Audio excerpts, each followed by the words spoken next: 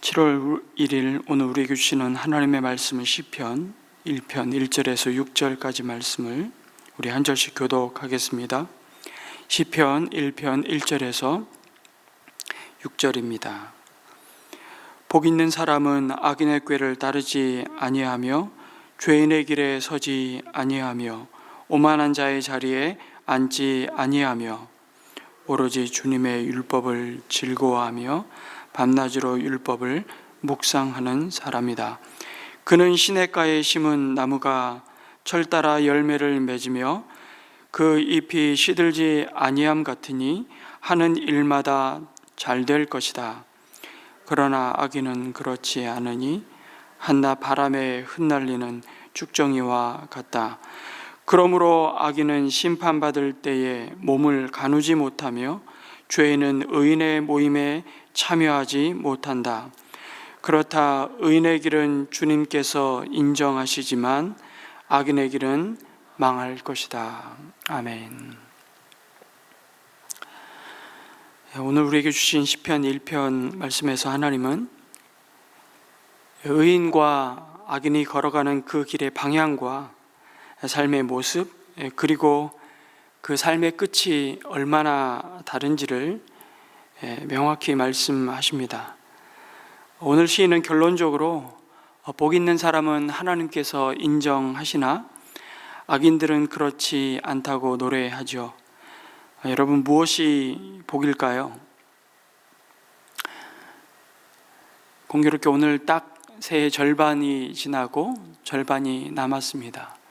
어떤 교회를 가보니까 7월 1일부터 새해 인사를 하더라고요. 우린 새해 맞으면서 새해 복 많이 받으세요 라고 덕담을 건넵니다.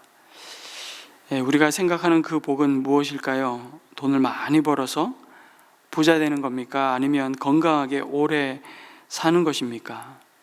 네, 그것이 모든 인생이 바라고 소유하기 원하는 좋은 것이라는 점에서는 복 맞습니다. 그러나 더 근본적으로 모든 사람이 이구동성으로 복이라고 말하는 정말 이 생에 자랑할 만한 돈과 명예와 권력과 건강을 소유했으나 그 사람 자신이 전혀 복 있는 사람이 아니라면 그 복은 독이 될 수 있다는 것을 우리는 자주 잊어버리죠. 그럼 유명하신 한경직 목사님께서 1920년대 한 설교에서 이렇게 말씀하셨습니다. 굉장히 유명한 일화인데요. 설교 가운데 성도들을 향해서 도전하십니다. 여러분, 돈 많은 것이 복입니까? 그랬더니 그 당시 모두들 정말 가난한 때이지 않습니까? 성도들이 예, 아멘 그랬답니다. 오래 사는 것이 복입니까? 그랬더니 성도들이 더 큰 목소리로 아멘 그랬다죠. 그 대답을 듣고 한경직 목사님이 1900년대 본인이 어렸을 때 자기 할아버지로부터 전해 들은 얘기를 하시는 겁니다. 여러분, 1900년대 지금부터 약 120년 전에 한국인들의 평균 수명이 50세가 안 될 때였습니다. 다 가난하던 시절에 모두들 보릿고개를 넘어가던 그 시절에 그 동네에 한 부자가 있었답니다. 그런데 이 사람은 60세가 넘은 것이죠. 그래서 옛날에 이 회갑, 이거 얼마나 성대하게 회갑잔치를 했습니까? 평균 수명이 50이 안 되는데 이 사람이 60세가 훌쩍 넘었으니 얼마나 건강했겠습니까? 그는 부자였기 때문이죠. 그런데 이 사람이 고개만 되면 남들 다 정말 하루하루 사는 것이, 목숨 붙어 있는 것이 은혜인 그런 시절에 그 시기가 되면 이런 일을 했습니다. 혼자 돈이 있으니까 자기 돈을 들고 가난한 집집마다 찾아가서 그 사람들을 도운 것이 아니라 그 돈으로 가난한 집 어린 딸들을 돈 주고 샀답니다. 돈을 주고 먹을 것이 없는 그 집집마다 어린 딸들을 돈을 주고 자기 첩으로 삼았답니다. 그래서 이 부자에게 어린 첩들이 그렇게 많았다는 그 이야기를 하고 나서 한경직 목사님이 다시 묻습니다. 이 사람 돈 많고 오래 사는데 복 받은 사람입니까? 그랬더니 성도들이 조용해진 거죠. 동일하게 저와 여러분에게, 여러분 다시 한번 스스로에게 물어보십시오. 돈 많고 건강하고 오래 살면 복입니까? 그 자체가 절대로 복이 될 수 없죠. 내가 복 있는 사람이 먼저 되어야, 내가 복이 있는 사람이어야 나한테 있는 그 돈이 복이죠. 나에게 있는 그 건강이 복입니다. 복 있는 사람이 되어야. 내가 복 있는 사람이 아니라 악인인데 나에게 돈이 많은 것은 재앙입니다. 나에게 권력이 있는 것 또한 재앙입니다. 오래 사는 건 더 큰 재앙입니다. 내가 무엇을 가지고 있느냐가 아니라 내가 어떤 존재인가가 더 중요하지요. 에릭 프롬이 소유냐 존재냐라는 책을 여러분 오래전에 쓸 때 이미 이런 사실들에서 아주 설득력 있게 도전하고 있죠. 소유냐 존재냐. 여러분, 똑같이 맑은 물을 먹어도 양은 사람을 살리는 우유를 만들어내고 사람의 옷을 만들어내죠. 똑같이 맑은 물을 먹어도 뱀은 그 물로 사람을 죽이는 독을 만들어냅니다. 내가 어떤 존재이냐가 더 중요하다는 이야기입니다. 그래서 우리의 인사가 이렇게 바뀌어야 될 것 같습니다. 마치 7월 새해 품었던, 하나님 앞에 품었던 그 결단과 헌신을 다시 한번 우리가 떠올리면서 복 많이 받으세요 이렇게 인사하기보다 복 있는 사람이 되십시오 이렇게 인사하는 것이 정말 우리 자신을 돌아보게 하는 덕담이 아닐까 싶습니다. 오늘 시편 말씀은 그 복 있는 사람이 누구라고 말씀하십니까? 악인의 꾀를 따르지 아니하며 죄인의 길에 서지 아니하며 오만한 자의 자리에 앉지 아니하는 자라고 말씀합니다. 그러면서 먼저 복 없는 사람이 누구인지를 밝혀주시죠. 일전에도 한 2번 말씀드렸습니다만 이 3가지는 별개의 것이 아니라 실상은 서로 연결되어 있습니다. 순서가 있죠. 먼저 시작은 생각입니다. 악인들의 꾀를 따르는 것이죠. 왜 악한 생각인 줄 알면서도 왜 사람들은 그 생각을 따르죠? 그 생각이 당장 우리 눈에 보기에 매력적이고 좋아 보이기 때문입니다. 악한 생각이 오히려 이 시대를 살아가는 지혜처럼 보이고 타당해 보이고 훨씬 합리적이고 편해 보이기 때문이죠. 그렇지 않다면 그 생각을 따라가겠습니까? 여러분, 예수님을 유혹하며 시험하던 사탄의 음성이 그랬습니다. 40일을 금식하며 하나님의 뜻과 소원을 품고 이제 공생애를 시작하시는 예수님에게 사탄은 내가 만약 하나님의 아들이거든 이 돌을 떡덩이가 되게 하라고, 그 능력을 한번 보여보라고 얼마나 쉽고 달콤한 유혹인지 모릅니다. 온 천지 만물을 만드시고 여전히 지금도 다스리시는 하나님의 아들이신 예수님에게 그것은 능력도 아니죠. 그러나 그 쉬운 길을 거부합니다. 언제나 사탄은 생각으로 우리를 그렇게 유혹합니다. 악한 생각들을 우리 머리에 끊임없이 집어넣죠. 우리가 그 생각을 물리치지 않고 그 꾀를 따르다 보면 어떻게 됩니까? 그게 죄의 길이 만들어지고, 처음 그 일을 했을 때는 마음이 찔렸는데 점점점 그 마음에 아무런 감각이, 죄책감이 없어지죠. 그 일을 보면서 우리는 울어야 하는 것이죠. 내가 어쩌다 이런 존재가 되었는지, 어쩌다 내 마음에 이렇게 많은 죄의 길이 만들어졌는지 애통해야 한다고 말씀하시죠. 이제 죄를 지어도 가슴이 뛰지 않는다면 나는 죄의 길이 이미 나버린 사람이죠. 문제는 그 길이 난 것이 끝이 아니라는 사실입니다. 만약 계속해서 그 죄의 길을 따르다 보면 결국 오만한 자의 자리에 앉게 됩니다. 더 무서운 것이죠. 그냥 그 자리는 왔다 갔다 하는 길도 아닙니다.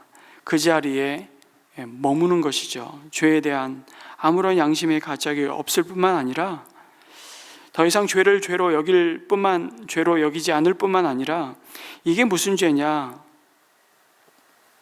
남들 다 그러고 사는데 죄의 자리에 앉아서 다른 사람들을 이제는 오히려 죄의 자리로 초청하는 상태, 이게 오만한 자의 자리에 앉아 있는 악인의 모습이죠. 여러분, 누가 복 있는 자입니까? 생각을 조심하는 자가, 죄의 길이 나는 것을 두려워하는 자가, 오만한 자의 자리에 앉아 있다면 내려오는 자가 복이 있는 자임을 깨달으시기 바랍니다. 그러면서 진짜 복 있는 사람이 누구인지 아니, 그는 오로지 주님의 율법을 즐거워하며 밤낮으로 율법을 뭐하는 사람이라고요? 묵상하는 사람이라고 말씀하십니다. 여러분, 묵상이 무엇입니까? 생각입니다. 신기하지 않습니까? 아까 악한 자들의 시작이 악한 꾀를 따르는 것이었다면 복받는 자들의 시작은 무엇입니까? 말씀을 생각하는 것입니다. 내가 무엇을 생각하고 무슨 생각을 따라가느냐가 그렇게 중요합니다.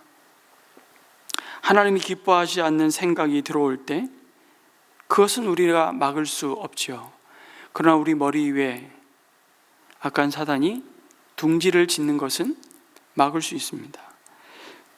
끊임없이 하나님의 생명의 말씀을 묵상함으로 말씀으로 물리치시기를 주님의 이름으로 축복합니다. 말씀을 묵상하는 자가 복이 있습니다. 여러분, 이 묵상이 히브리어로 하가라고 발음하는데요, 가장 단순한 뜻은 반복하여 읊조린다는 뜻입니다.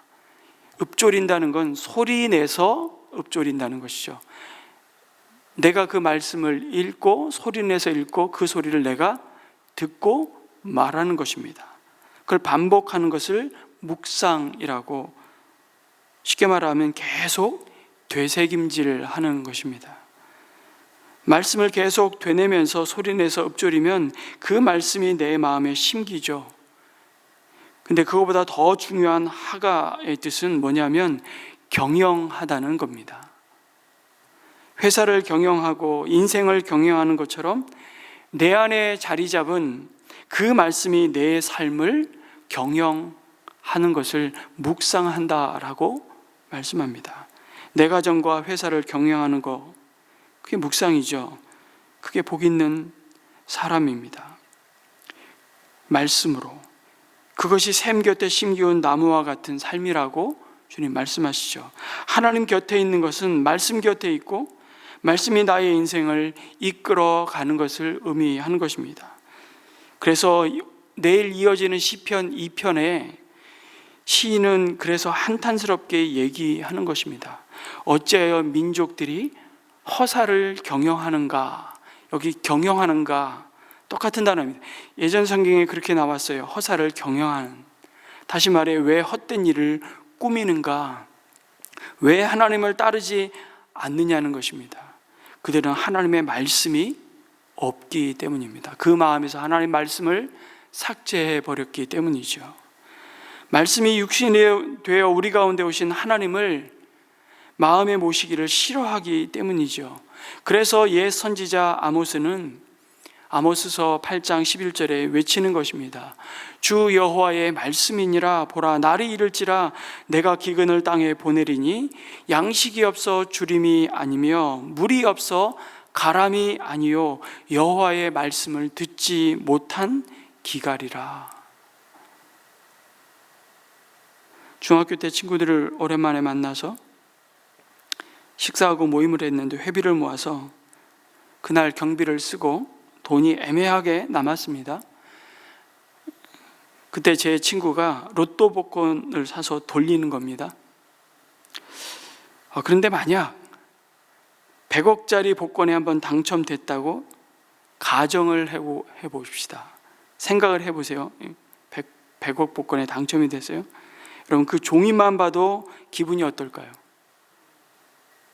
날아갈 것 같죠. 이 종이만 봐도 여러분 복권 당첨돼도 그 종이만 봐도 복권 얼마나 기분이 좋습니까?